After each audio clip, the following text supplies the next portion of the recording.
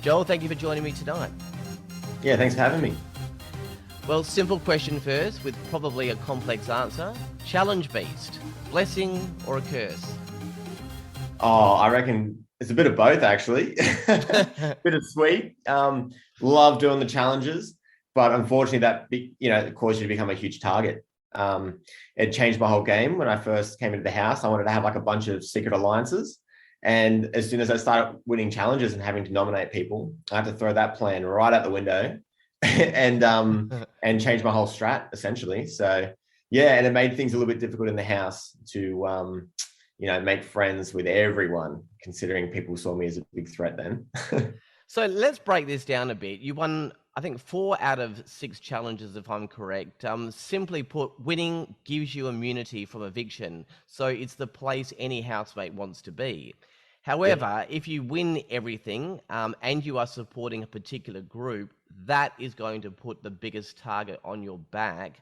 It's hard to work out if your strategy was a good one. I mean, because you were fifth out, so one might say it wasn't. But it's a dilemma, isn't it? I mean, what is the other option? Just not try your best and don't look like don't look too strong. I mean, what's the other option? Well, I feel like it's a very middle of the pack game, to be honest.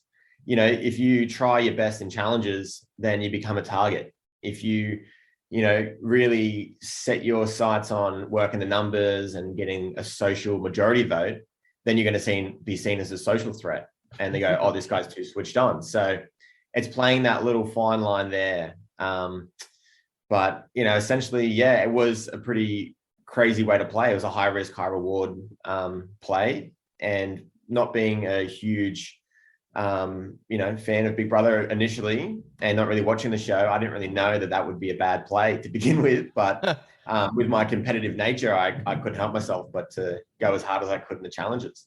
Well, that's an interesting point. You said like you weren't a big fan of Big Brother before. Why was that? And what changed your mind?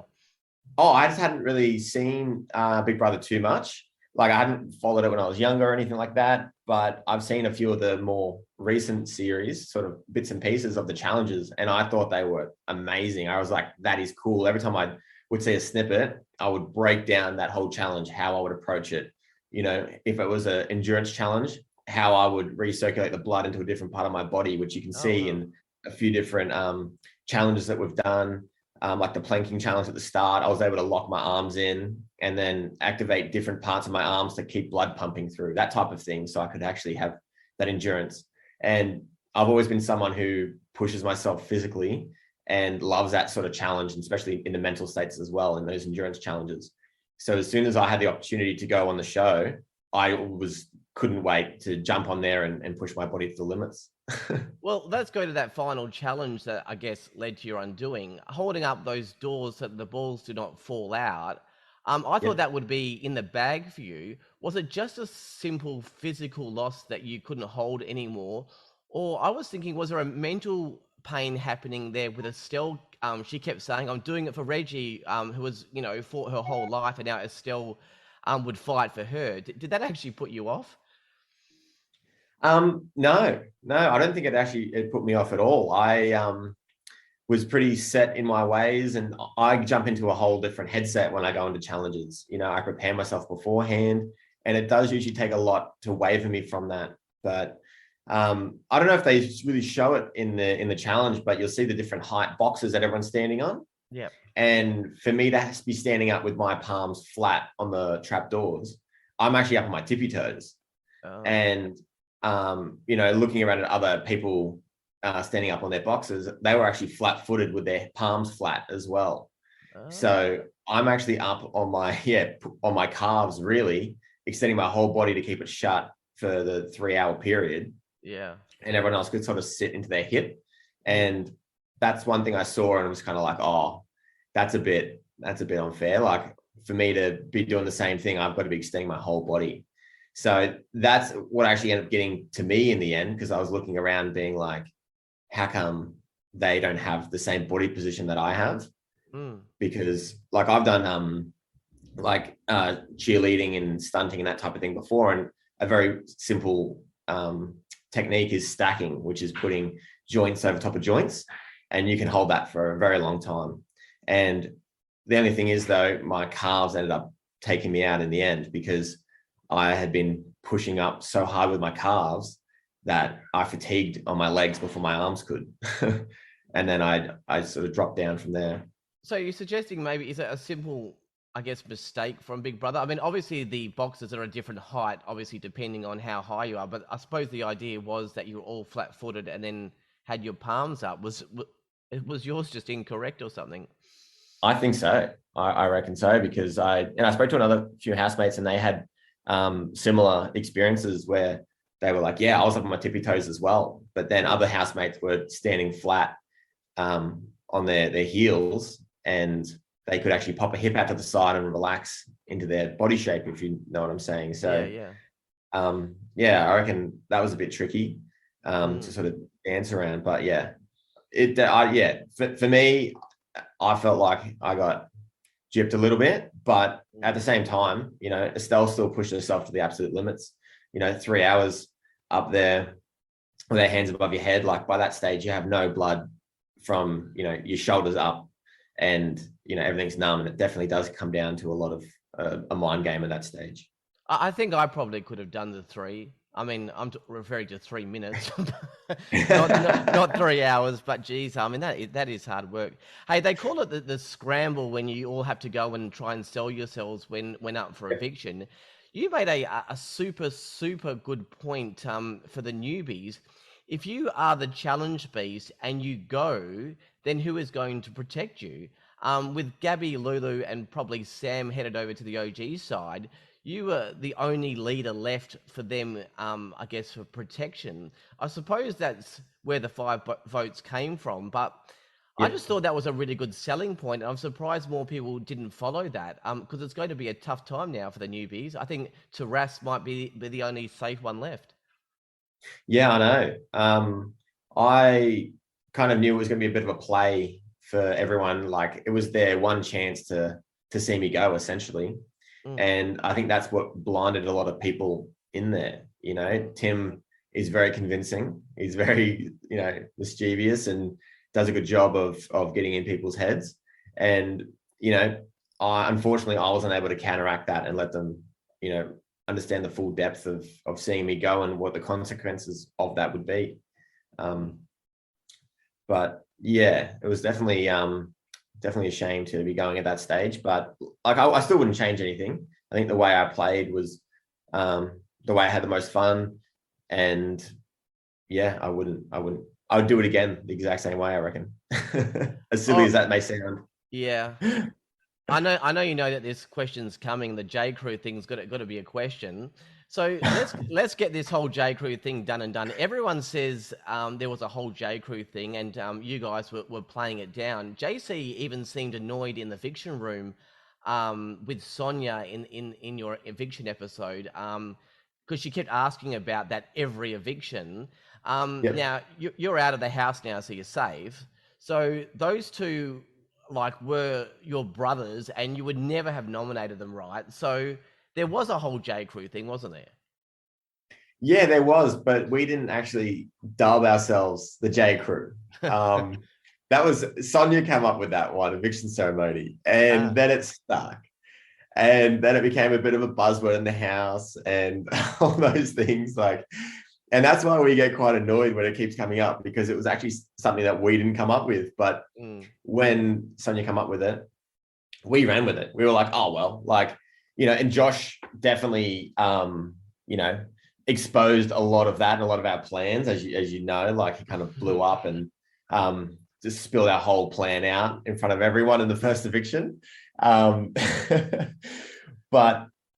yeah, no, the J Crew was a pretty solid unit, I think, for the whole time we were in there. And yeah, it's interesting to see what happens from there. But yeah, J Crew was short-lived experience when one of the original members started gunning for us. Yeah, well, in the eviction room though, Gabby said that the J Crew was so real that she felt she could not connect or get in. So dumped the whole newbie alliance and went to the OGs. How did you feel when she said that in the eviction room? Well, I actually a lot of things that Gabby would say, I would always take with a grain of salt. I know she was a pretty smart player, and she was looking for, in my eyes, she was looking for an excuse to jump over to the other side. You know what I mean? Because she would have had our back if we were in a stronger position. She would have used an example similar to that, but for the OGs, you know, because the OGs could have been so tight knit that, you know, they all have something in common or something like that. They could use, that could be another example, another reason for her to be like, and that's why I'm jumping to the newbie side. So whenever that type of thing happened with, you know, her or Sam or Lulu, like the floaters in the house, I just knew that, you know, you have to take it with a grain of salt and then have to recalculate after that move's played itself out. So we've talked about Challenge Beast. We've talked about the J Crew. So there's one big more topic that you know must be coming. Starts with A, Yeah. and it's not Aaron, it's Alicia. We have to talk about her, but let's do this in order. It played out on screen quite a bit. So let's talk about round one and the on again and then off again part. There was no kiss. What was all that about? That was about, essentially what I didn't want to do was steal my experience of Big Brother for a relationship. And I feel like she felt the same way and she expressed that as well. You know, I didn't want to start something that I couldn't, you know, commit to and that type of thing in the house. I didn't want to make that a whole point that, you know, she would end up having a bad time or I would end up having a bad time or feeling excluded, that type of thing. And that's why I was definitely holding back and didn't want to push myself in that respect.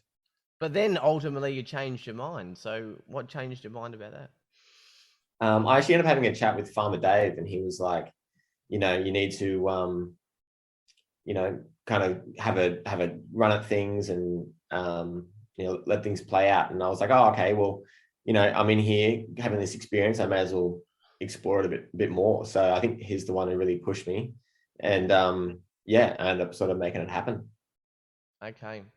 Well, this is a difficult question because we don't want to give any spoilers away for fans. So anything could happen in the house, you know, after you leave. So I'll just ask you this. At the time of your eviction, were you hoping to catch up with Alicia whenever she leaves the house and potentially pursue a relationship? I did definitely initially. But yeah, I wasn't 100% sure because I knew that life would be different outside of the house. Because like, you know, the being in the house is such a pressure cooker environment and that things are accelerated and amplified. So it was going to be a situation of seeing what feelings and how everyone felt, I guess, on the outside, because it's such a different environment. There's just no way to like compare it. I suppose you'll have to relive all of this again after the finale, because then, you know, everyone knows you're out of the house and you can say whatever you like then. So you'll probably get asked all these questions again. But let's do a quick game of choose a housemate, Joel. So most genuine. Taras. That has been a very popular choice. Yeah. So then the opposite, the most non-genuine, you know, like they appear nice, but they could be lying to your face. I'd probably say it'd have to be between Tim and Reggie, actually. I'm only saying Reggie because now watching it back, like she's been playing this game the whole time and I had no idea.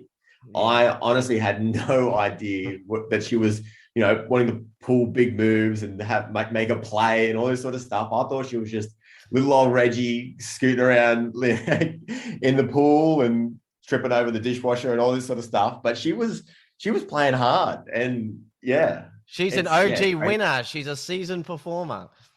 I know, and I definitely thought that time had, you know, taken its toll, but she was ready to go and she was making waves. Who's the most you would like to connect with outside the house? And if we could put Alicia aside. Taraz, I'd say. Like, he was one of my best mates in the show. And yeah, I respect the hell out of him, especially since one of the first eviction ceremonies when we had the option to save a housemate from an eviction and by calling it off or, you know, having it play out. And, you know, I guess a lot of people would be viewing themselves being watched on TV, being like, oh, if I actually wanted this eviction ceremony to go ahead, I'm going to look like a bad person. But, Taraz actually says, as much as it hurts, like, I'm feeling compelled to actually allow this eviction ceremony to go ahead. Mm. And I thought that is just amazing. I've never come across anyone who just speaks their absolute truth and doesn't waver depending on the audience who's watching or whatever consequences are coming ahead, to them after the event. Might be the same person, but the newbie housemate you think would go the furthest. Yeah, it have to be Taras. This is actually quite interesting because I've asked the other housemates this, and I've talked to the housemates, and Taras's name actually comes up all the time for these kind of questions, and yet on air he's obviously nice and lovely, but it's a little bit under the radar kind of thing. But it doesn't matter if you're a newbie or an OG; people speak very highly of him. Yeah, well, I think he's just a very happy-go-lucky sort of guy, very soft-natured, and he just had like a lot of love for everyone in the house. I think that was the big thing. And he gave everything a go to his best abilities too, which is another awesome thing. And like, that's what ends up happening if you can show that side of yourself, being very kind and loving towards everyone in the house, and then but also give your best in challenges. Yeah. Even though he wasn't winning them, he was still coming pretty close, second, third, fourth. So yeah, he still did a really good job in the house. On a whole different note, just a curiosity question, really. The balloon challenge was sabotaged by Drew and Gabby, in a secret mission, and everyone went mad because they got a KFC buffet spread. Yep. You're a vegan, aren't you? I just wonder, do the producers cater for that as well, or do you just have to sift through and eat the parts that you can? I just sift through. I ate like probably 7 large chips, I reckon, and about 20 of the buns. Oh, So you were excited about KU. I just wondered because everyone's excited. I thought, what about the vegans? yeah, no, well, all the vegan vegetarians, we were just eating chips and then had a few drinks, and it was fine. Like I do that anyway. That's 9 times out of 10. I'll have the chips anyway. So just a couple of questions about you. You're currently doing, I read, a Bachelor of Technology in Renewable Energy Technologies. Tell me more about that. What does that mean? Because it sounds interesting, because of everyone's into climate change and, and doing their best for the environment. What exactly is that? All right, so it's actually a very new course. I'm one of the first few groups actually to go through it, and it's all around the renewable technology that's being developed at this time in.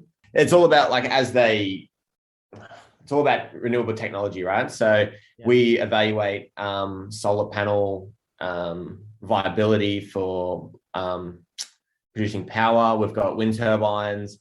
So it's renewable engineering, essentially, and we work with a bunch of new technology that comes out. So we work with wind available viability. We look at PV systems, hydro systems, and just any sort of renewable technology that's popping up. We learn how to use it and implement it in the best way possible. So any new technology, like there's high temperature water splitting, that's becoming a pretty big thing, which produces hydrogen. And so we'll learn everything about that and then try and find areas where it's viable and things, places we can implement it as well. Wow, interesting. Something else interesting in your bio, actually, and it's a completely different tangent again. It says you are friends with all your exes and their parents. Does that really work? I mean, how does that work when you're in a new relationship? Do you all go to the cinema together? No, not quite. I think it's just because I've always tried to approach a breakup in the best possible way, get everything out on the table, and just have like absolute closure on everything. And obviously a bit of time needs to pass after a breakup, but after that, we can still be friends because ultimately, especially if you've done nothing wrong in a relationship, you can still be amicable, I believe. And some people just aren't right for each other, and that's what it comes down to. So finally, what's next for you, Joel? What do you hope the future holds? Well, I'm hoping to do a bit more work in, pushing myself as in physical like challenges and that type of thing. Like I've already set myself a goal recently to run a half marathon, and I gave myself 6 weeks to do that. And I was able to, smash that out of the park in about an hour 46. But it'd be cool to do some like campaigns for sporting brands and that type of thing, and get exposed to a bit more, in that sort of light. So yeah. Might head over to Channel 9 and go on Ninja Warrior. Oh yeah, maybe. I don't know if this Seven Network will like that. Next year. Next year, that's right. Look, Joel, you're a challenge beast. I think the absolute blessing may have also been your curse of, as well.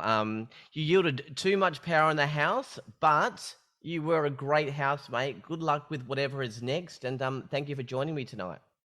Awesome. Thank you very much, Aaron. That was Joel, fifth evicted from Big Brother 2022. That's it for tonight. Thank you for listening. I'm Aaron Ryan. I'll be back with the sixth eviction very soon. Good night.